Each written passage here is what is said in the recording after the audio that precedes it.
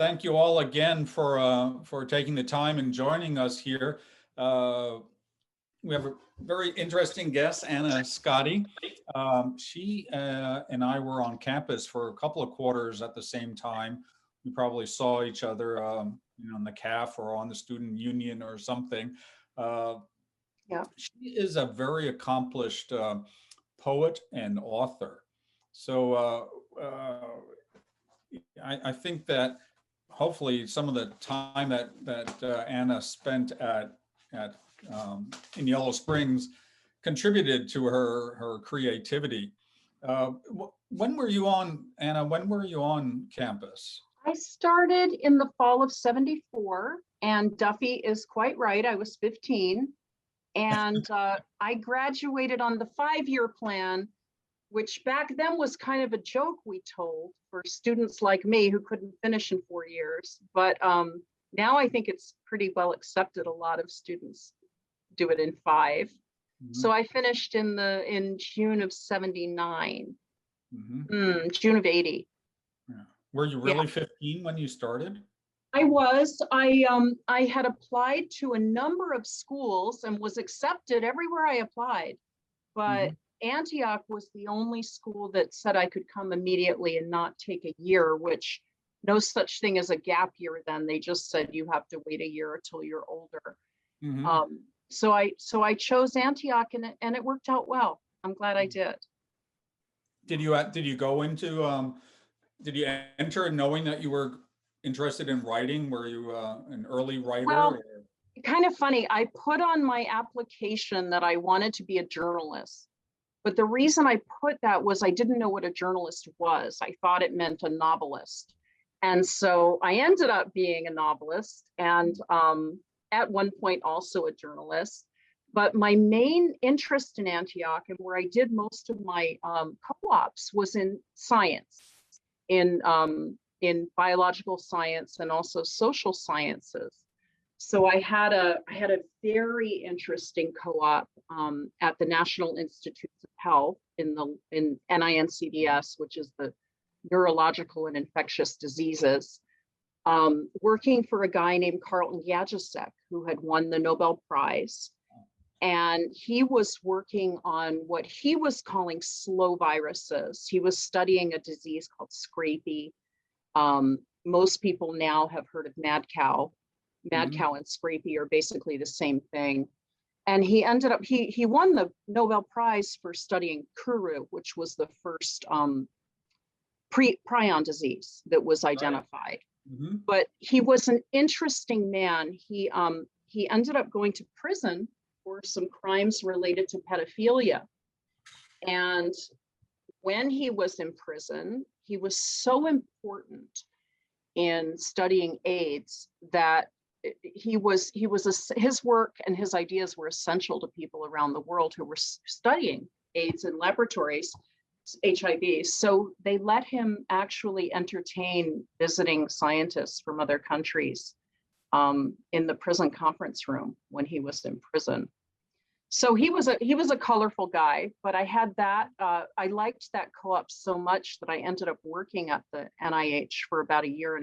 And when I had to wait almost a year to graduate, I finished my courses and I wanted to move to California, but I didn't want to move to California and not be able to come back and walk. So I was killing time, and I ended up taking a job there for 1.5 years. And it was a good experience. Did you go to California then? I did. I went to California with the idea that I was going to be a movie star. And so once again, you're going to see a pattern in my life. I moved to San Francisco because I didn't realize there was really a difference between San Francisco and Los Angeles. So I got mired in San Francisco for about 5 years and went to graduate school in business, and I was modeling. I was a model at that point, and I did get to do some fun background and walk-ons and bit parts in movies. And then I ended up heading down to LA finally after that. Did you have a big breakthrough here in LA? Mm-mm. No. No. I did not. What happened was what's a bit of a colorful story, but to make it short, I ended up abandoning my acting career because I was stalked. And the person that was stalking me, that person ended up being the criminal that California's first anti-stalking law was based upon, for his crimes against someone else that he stalked. He was a serial stalker. And I ended up getting into the writing end of my brain, I guess. Instead of acting, I decided to try writing. But the whole time I was at Antioch, I had thought I would pursue a career in science. I had another really interesting co-op I had was working for the Cybernetics Research Institute in Washington, where they were just starting to experiment with myoelectrics, like putting a myoelectric on someone's mouth or eye so that they could manipulate a keyboard and communicate if they were paralyzed. And now those kinds of things are widely used. People who are paralyzed can, type with one finger or even with an eye by blinking. But at that time, it was just being developed. So yeah, I just read on the internet now that there's one person who thinks about writing in cursive, right? And his thoughts of writing the letters are transferred into a communication. So isn't that remarkable? It's so remarkable. It's just incredible. At this time, that was, what are we talking, 40 years ago, more than 40 years ago. It was a big deal to be able to get a regular, correcting selectric to type about 30 words a minute just with two fingers or by blinking. That was considered pretty incredible. So the strides we've made since then are just unbelievable. Well, I see that there is a theme in your life about writing, or at least an interest in communication. So what was your first publication? Was it Oh gosh, it was a poem in a long defunct journal, and I was so excited about it, and it was a pretty good poem. But I don't think I published another poem for 30 years. I wrote some books pseudonymously. I ghost wrote some books that for scientists who were trying to present their work to a more general publication. And then I got into magazine writing.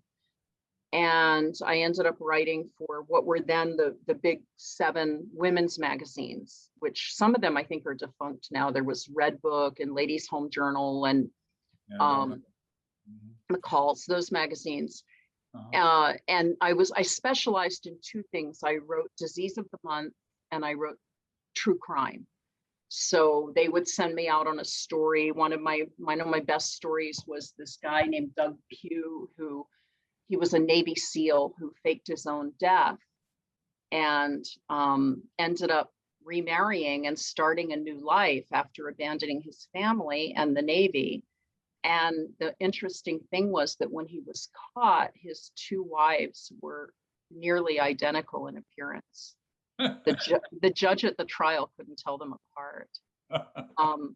And then I would also write stories about people who had rare diseases or adoptions gone bad, that kind of story. So very emotionally draining kinds of stories. So I ended up becoming one of the original writers and editors for InStyle, which has become very, very popular, very successful since it was launched. I was in the early issues, and I was a foreign correspondent for People magazine down in Australia. But in Australia, it's not called People because People is the name of a dirty men's magazine. So it's called Who Weekly down there. So I was the foreign correspondent for Who Weekly, and I used to remember, this is pre-internet, so I used to sit in my living room and watch the awards shows, the Oscars, and talk into my phone as if I were really there watching them, and they would be broadcasting me. So that was kind of fun. Sort of Hollywood interpreter, right? Yeah. Right. Yeah. So do you consider yourself a poet or a novelist or what? I know you've just published your collection of Hmm. books, I of have. I'll poems. show it to you. This I is. did pre-order one. Did you It order? You hasn't got didn't get it yet? no. Well, I'm traveling now, so hopefully it's waiting for me when I get It's home. probably waiting for you. They did a pretty good job of getting them out. It's called Mhm, Bewildered by All This Broken Sky, and it won mhm. the first Light Scatter Press Prize. And it took me a long time.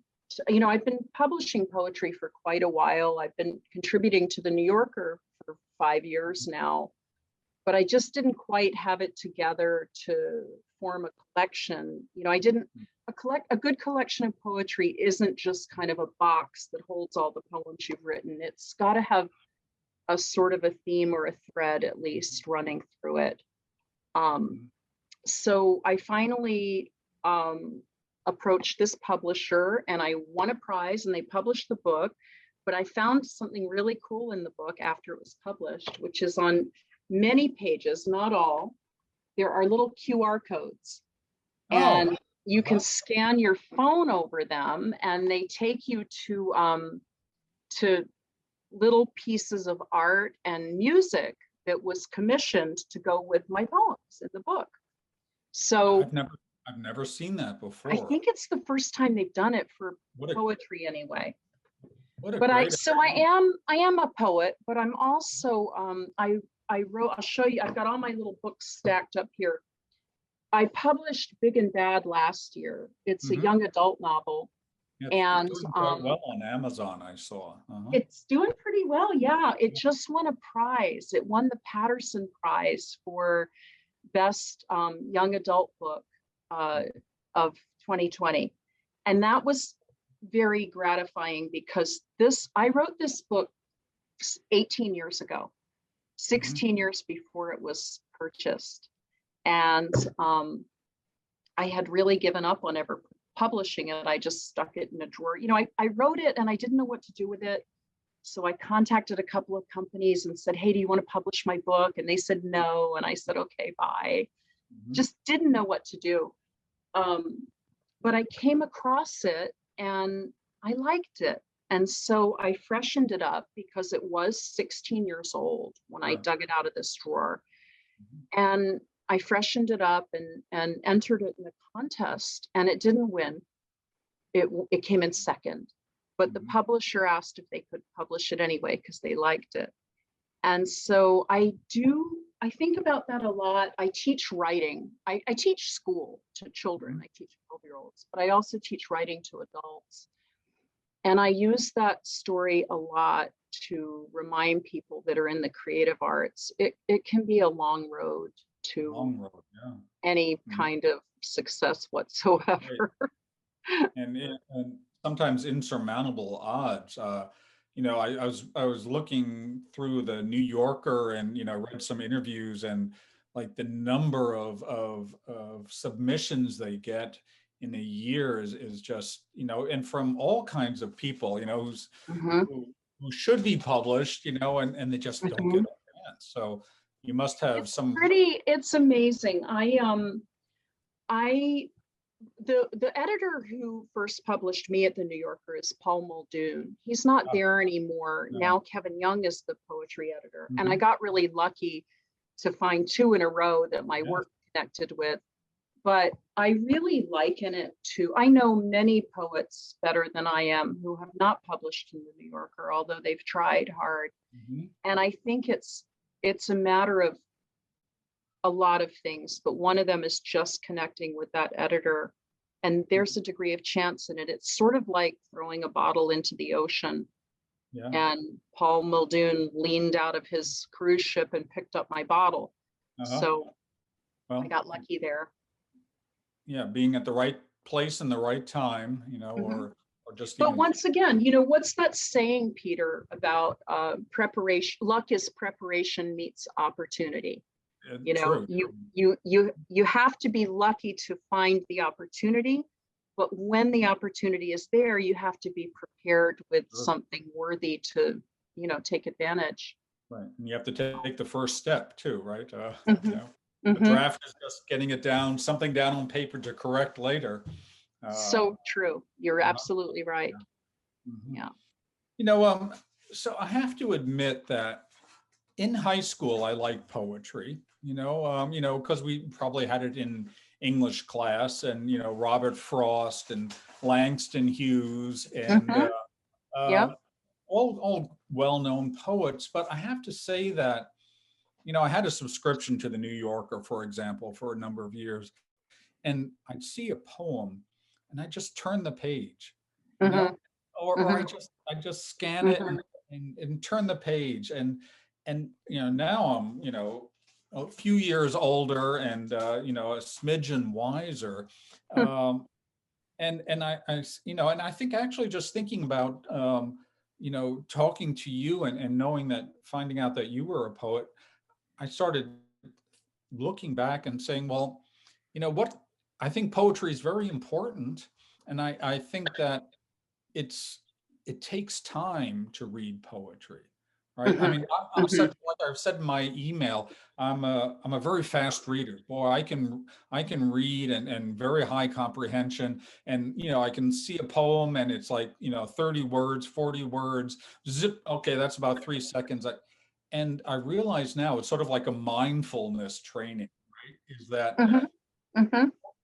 sit back and and take a minute, really, because another thing that you wrote, or in some of maybe on your blog or something, is that you spend a lot of time picking the right words, right? Um, and so it's almost like a disservice to someone who just flips the page, right? So I think everyone should find a poem, and just take a second and read a poem. Just take not a second, take 5 minutes and read the same poem or so. I mean, what do you recommend to I people? think you're onto something. I also am a page flipper. I often come across a poem and don't like the looks of it, and I just move on. And Mhm. sometimes I do read every poem that appears in the New Yorker because I want to be able to make kind of bitter comments about how I had something better that they should have run. I But do submit captions to their comics. There are mhm, probably some other yep, people on. yep, Never one, even though I'm always no, the best. And when they ask me to vote, not funny, not funny, not funny. But right. anyway, I'm sorry, I didn't. Yeah, so you We all see. do that. But I think the page flipping is very normal, and sometimes you're not in the mood to read a poem, Mhm. but it is a useful thing to go back and really focus on one poem and read it slowly, maybe read it several times and think, because it does, you mentioned mindfulness, and it reading a poem does force you to slow down. There's no point to speed reading one or Right. skimming one. It Sure. forces you to slow down and concentrate. Hmm. So Sure. yeah. Mhm. So the New Yorker, we've mentioned them for, we're not associated at all with them. All you probably get a stipend for every time you mention them. But uh, what other, you know, what other journals or Well, what other sources of poems are there out there in the world? there are a lot of places to read poetry. There are thousands of little literary journals. Every university has one. Antioch has one that's quite well respected, the Antioch Review. They're not publishing right now because of the pandemic, but I think they're getting started up again soon. Mhm. And these little journals can really use the support of the public if you want to subscribe to one. But the New Yorker is the definitive source for kind of seeing what's new in poetry and what's not necessarily new, but what's valued and respected right now. Mhm. They're never the first to grab something new, and they're never the last to give up something old. So you can kind of see what's happening right now.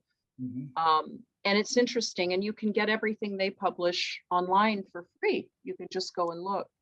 There's I, also Poem a Day, which is a free source. You can have a poem delivered to your inbox and your email every single day. oh, that's nice. Everyone write. Can someone put that in the chat? A poem a day, huh? Poem a Day, yeah. I just had a Poem a Day published by the San Francisco Public Library.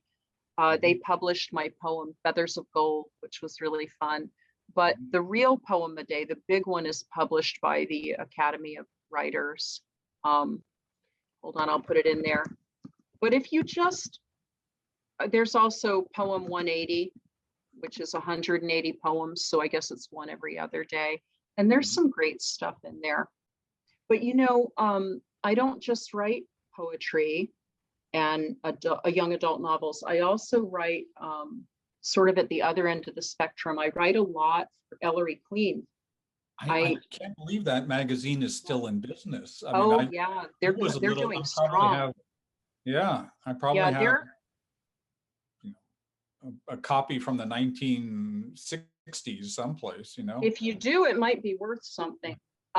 Ellery Queen and Alfred Hitchcock, which is the sister publication, Ellery Queen is the oldest and most respected mystery magazine in the world, but they've both been publishing. They have the same offices and different editors, but very similar magazines. And they've published a lot of real heavyweight, you know, John Steinbeck and Joyce Carol Oates, and all the way up to, you know, Stephen King and Maya Angelou. But they are going strong. Now, they don't have anything like the circulation of the New Yorker, but I think they have about 50, 60,000 print subscribers, which is pretty good. And I write two things for them. I write standalone stories that are just exactly that, you know, one-off. And then I write a series about a librarian who's on the run in witness protection. And those are the Cam Baker mysteries. And I've had some film people nosing around about them. So I'm kind of excited about that, thinking maybe something could happen. They'll turn my girl Cam Baker into a movie heroine, I hope. Well, yeah, I think you have to be careful with that because, you know, they'll have 3 car chases, 2 love interests, and you know, they'll take your story and run with it. You know, they can. They just have to show me the money. That's fine. Because there was another person from Arizona who has a similar. She's written some books about her life history as being a doctor to you might know her, a doctor to the Navajo Indian tribes, and she's published 2 books. And looking to turn them into a film or a TV. But boy, I see what American television does with a Native American story, unless you're going to like PBS or so. Well, we'll see. It could be interesting. There's a lot of good stuff on television these days with all the cable channels. Well, yeah, there's so many more platforms, so many more screens to fill. It's not just 3 studios and you know 5 fat white men, you know, making all the decisions. So well, that's right. Yeah, exactly. So what do you, I mean, if you were to sit down, how do you start writing? I mean, what's your, do you just like wake up from a dream and say write down some notes? How do you start a story? How do you start a poem? I guess it doesn't matter what, you know, do you sit down and say, I'm going to write a poem? I think probably the most common, and I know there are a couple of writers here right now in this presentation. I think the most common question we get asked is a form of what you asked, which is, where do you get your ideas? And it's a question that sort of flummoxes me, because I sort of feel like, well, what do you do with your ideas? You know, because I think that we all have a lot of ideas that cross our mind constantly. You know, you're standing in line at the 7-Eleven to buy a hot dog or a carton of milk, and the guy in front of you buys a lottery ticket, and you start thinking, you know, what if I won the lottery? Or what if this guy gives the ticket to his mother and she wins the lottery and won't share the money? And then there's this, you know, and I think we all are constantly looking at alternate realities. we see a dog run down the street and we think about catching it, and then we don't catch it, we do catch it, or a woman runs out and catches it before we can, and you see all the could have beens. Mhm. I think the difference for writers is that we just have that drive to maybe put it down in words, Mhm. what all of us are thinking all the time. And I teach writing, and it's kind of a false profession, because we have, in order to get paid to teach writing, you have to teach something. You can't Sure. just do what people really need to hear who want to write, which is sit down and write. Just, Mhm. put your Right. hands on the keyboard and start writing. So there's all kinds of, language that has come up about writing with story arcs and conflict and character development. And I don't even know what all of that really means. To me, I just think of something that could have happened but didn't happen. Mhm. And if it seems pretty interesting, then I write it down, and then there's a story. So you don't have like 100 post-it notes and you sort of move them around and say, oh, I got to develop this character, so I'll put it over here. Goes I down. do have a thousand post-it notes, but not like that. Not No. not like you're talking about structure wise. Mine are just all things like, my favorite one is on my bathroom mirror now. I'll never move it because I took a yellow post-it and I wrote in bright red marker, "Don't forget." And that's all I wrote. And I still don't know what it was for. But no, I don't do that thing. But some writers do that. They have the Mhm. storyboard and the post-its, and they're moving things. And I just try to keep it straight in my head. Mhm. Well, I guess you must be naturally talented to have it come up, because just a story, a snippet, it's probably missing character development and the third act and then a resolution, which I think people sort of expect in a movie otherwise, or a story. Maybe Otherwise, more so. I think a film has a much tighter structure it has yeah, to maybe. follow. To me, a story or a novel or a short story, what you need is an interesting character that Mhm. people care about, whether they love the character or hate the character. They have to care. And then something interesting has to happen to that person. Mhm. And really, the world is so exciting and fascinating and interesting that if you portray it accurately, how could you not interest your audience if you Mhm. really write down what's really all around you? Yeah. People are will be interested. Mhm. Mhm. So Well, so do your students, I mean, do you look at like the first assignment, or do the first assignment, I mean, what makes them improve, or do they improve just by taking a writing class? I mean, is there a do difference improve. from assignment 1 to assignment 10? Yes. Mhm. And children improve more quickly than Mhm. adults, because the best way for me, just my opinion, a million people would tell you I'm wrong. But Mhm. for me, the most important thing to teach writers is writing mechanics, how to actually write correct, accurate sentences that convey meaning. Yeah. And it's easier for children to improve because they start out with a lot of creativity, but maybe not much ability to form Mhm. those sentences. Whereas adults already have a way of thinking and speaking that they've developed, and they're often kind of stuck. Mhm. Um, so it's easier to teach than to reteach, I guess is what I'm saying. Yeah. So Paul Muldoon, the poetry editor, he had a quote where he thought that um, that children were, let me paraphrase it, where children were very good at poetry between the ages of, let's say, 5 and 10, because they Hmm. were just experiencing language and playing with language. And Hmm. I thought, well, that's not too far off from 10 to 15, when you're in high school and you're learning, or at least I was learning about poetry, and I really, really like that, how rearranging words and playing with the structure, Hmm. could and could convey an incredible amount of emotion or meaning, just because it's rearranged differently. And maybe as an adult, it's always like subject, verb,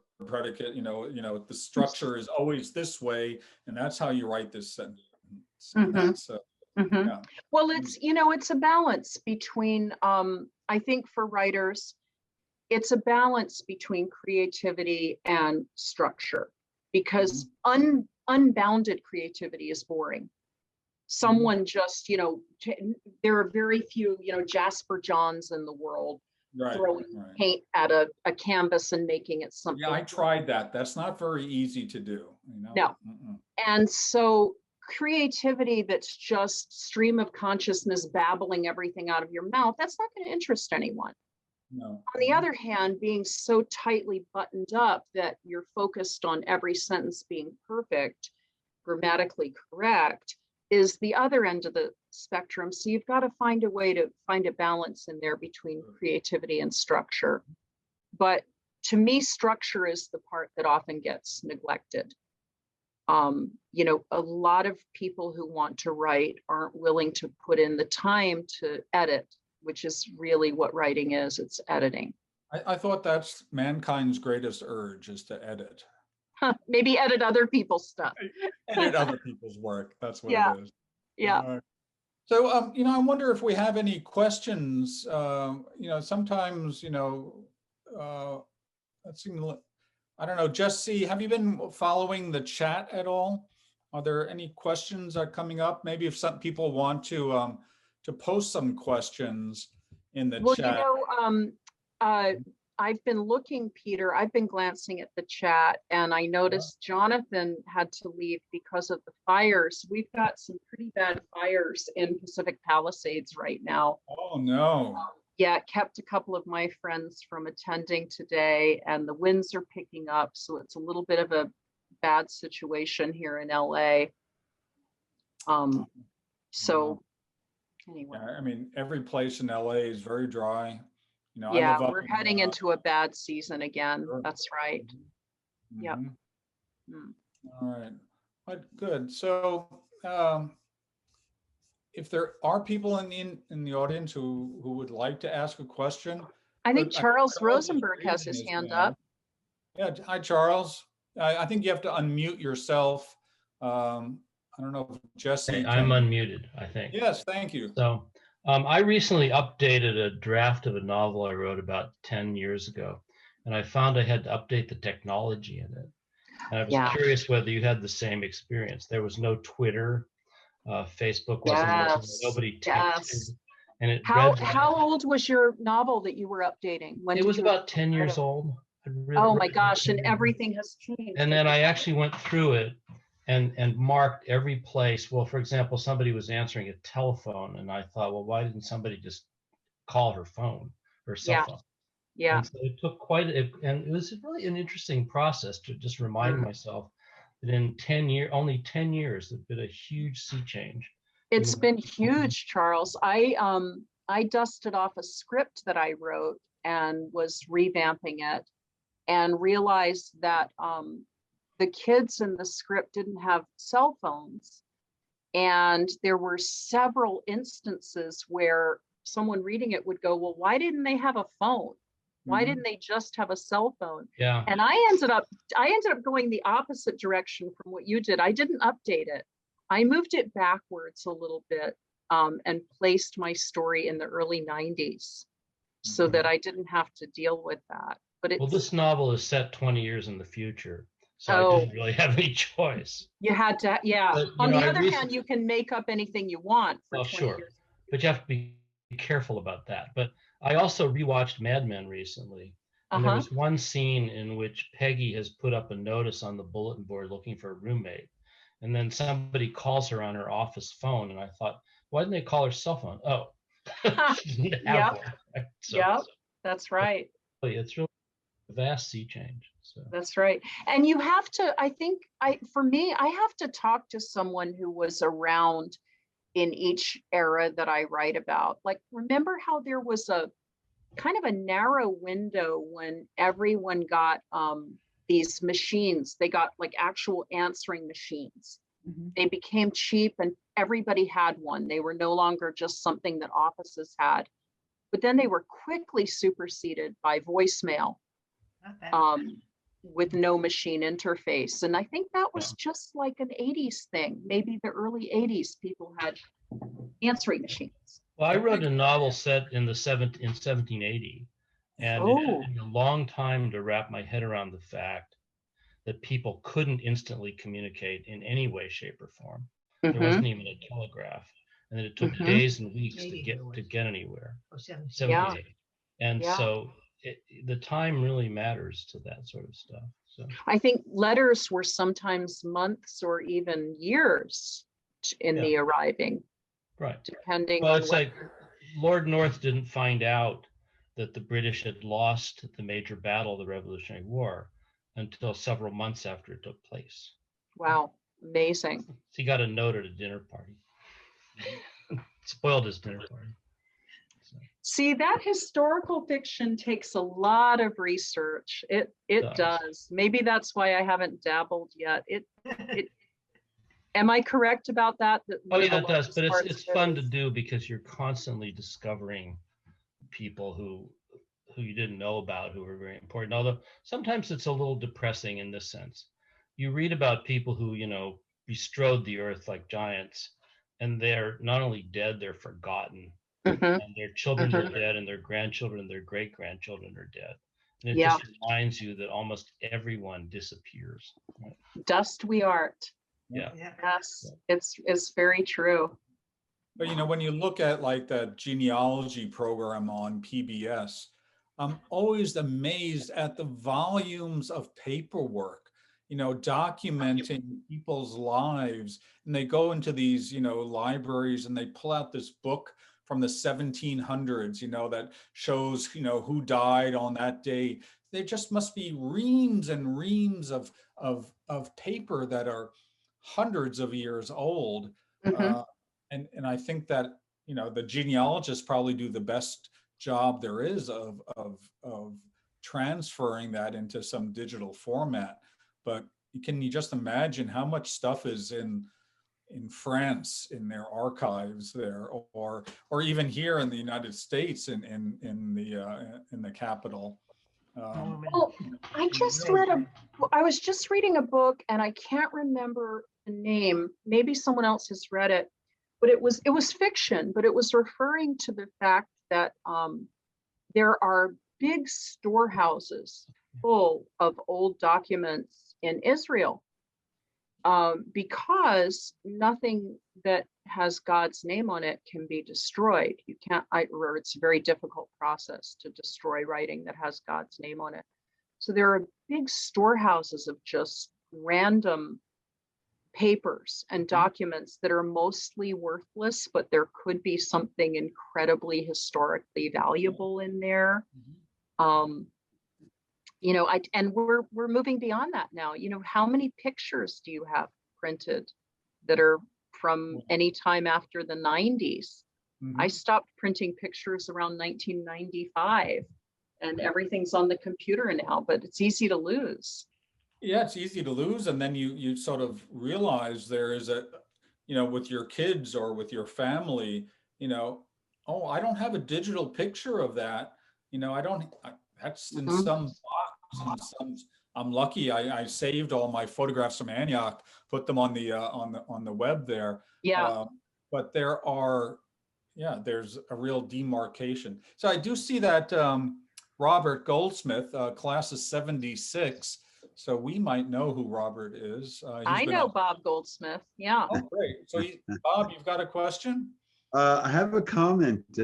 We're talking, well, I was trying to interject earlier, but you were talking about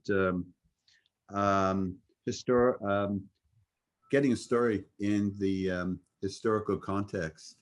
And I usually don't read much fiction, but one book I read, which impressed me when it was written, was by Erica Jong, Fanny. Do you know the book, Anna? I know the writer, but I didn't read the book. Oh, it's fantastic. It's a great story. And the other bonus, and this is the reason for mentioning it, it took place, it's about a female pirate. Mm-hmm. And great story. And what also makes it an excellent story is her research on the period. And the reason she knows the period so well is she did her PhD on the history of not the history, life during that period. Wow. I guess it would be 1600. Yeah. So it's a great, it's fiction, but it's a great story. And then the story is well integrated in how life was during that period, and it makes it more fascinating because of her wealth of knowledge regarding the period. She's an amazing writer. She got somewhat pigeonholed with the one book, you know, Fear of Flying. Yeah, I read it. So shocking and fun when it came out, but and I loved it. I think everybody did when it came out, but I think a lot of her other stuff hasn't been widely read, and she's very good. Well, this one, Anna, I have a confession to make. I really don't like poetry. The only person well, let me finish a confession. The only poetry I ever really enjoyed was by Erica Jong. Well, good. Because it verged on erotica. Mm-hmm. Mm-hmm. I like they're always limericks. But independent of that, I recommend you reading the book. Definitely. Well, you're not alone in not enjoying poetry. Most people don't. Poetry has a very small audience. Yeah. But we're an elite audience. So yeah. Maybe you'll stumble across. I don't even read much fiction. It's mainly history that I tend to read. And a little bit of economics. Yep. Yeah. Sarah has her hand up. Sarah. Sally. It's actually Sally Ann. I was going to say, I think you're wrong about poetry if you are willing to acknowledge that much music is poetry. And poetry, historically, of course, was sung, particularly in Japan and China and Asia. But if you think of, think of rap. I mean, that's poetry. Yeah.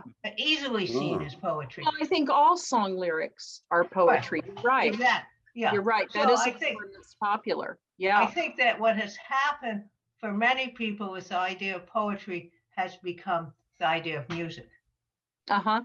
Yeah. Makes sense. Yeah. In terms of lyrics, that's why the Nobel Prize in Literature was awarded to a songwriter. So you didn't like that? I thought it was. I thought it was insulting. I'm a big Bob Dylan fan, but he didn't deserve the Nobel Prize in Literature. Did you think some other songwriter did, but no songwriter? Okay. Nope.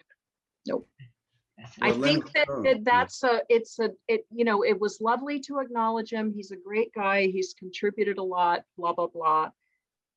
There are others on a par with him, but I feel like the Nobel Prize maybe should go to one of the higher forms of our art. And, I am writing at both ends of the spectrum. So, I don't have a dog in the fight, but I thought it was kind of insulting. We could argue about what's higher, though. We could. Yeah. So. We could. But anyway. I don't know. I think Bob Dylan could be considered a poet.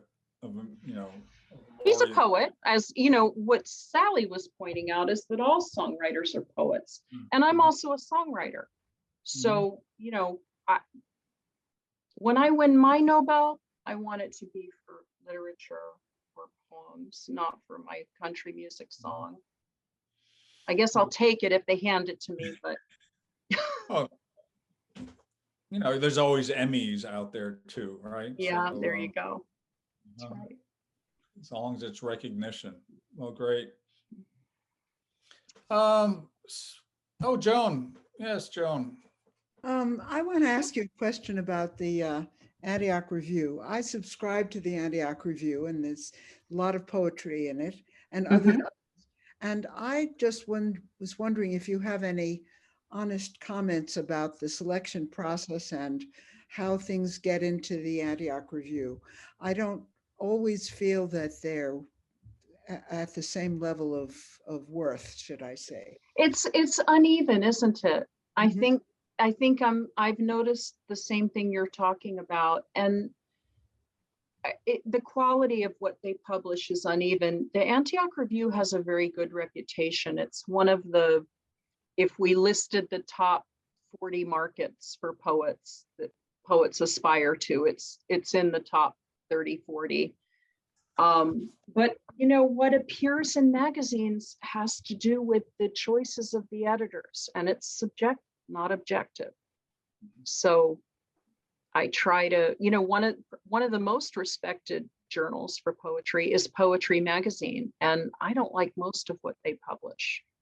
Some of it's stellar, spectacular, but some of it.